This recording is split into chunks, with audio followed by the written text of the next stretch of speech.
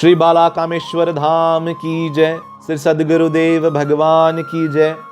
प्रिय भक्तों, एक बार एक बालक परीक्षा देने विद्यालय गया।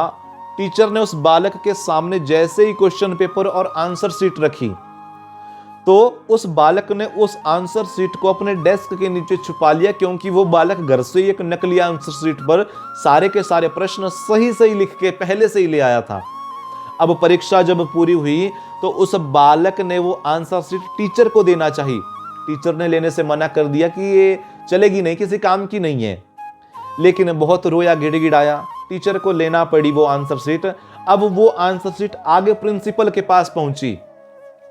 प्रिंसिपल ने देखा कि इस बालक ने सारे के सारे प्रश्न बिल्कुल सही लिखे हैं, बिल्कुल सही सही लिखे हैं, और प्रिंसिपल ने उसको सारे दे दिए बिल्कुल कि सारे सही हैं। लेकिन जैसे ही नजर पड़ी कि आंसर शीट नकली है तो प्रिंसिपल को ना चाहते हुए भी उस बालक को फेल करना पड़ा। और वहीं पे जो दूसरे बालक थे, स्टूडेंट थे, उन्होंने दो दो प्रश्न लिखे थे, दो दो क्वेश्चन किए थे, फिर भी वो लोग पास हो गए, फिर भी वो बालक पास हो गए, क्योंकि आंसर शीट गवर्नमेंट के द्वारा सर्टिफाइड थी।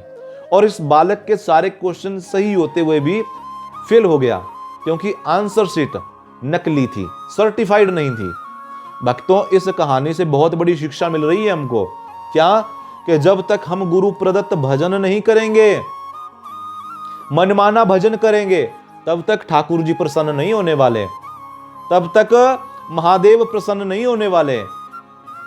कबीरदास जी कहते हैं, गुरु गोविंद दोऊ खड़े, काके लागू पाए, बलिहारी जन गुरु की गोविंद दिए मिलाए।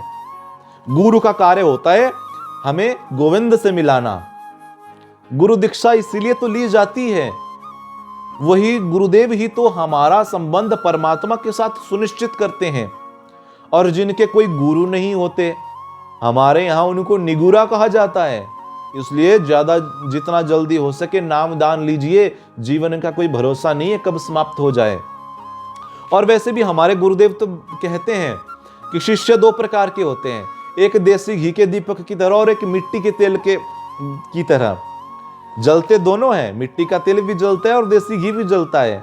तो जब आप गुरु के शरणागत हो जाते हो तो फिर ये बात मायने नहीं रखती कि आपने कितना भजन किया है।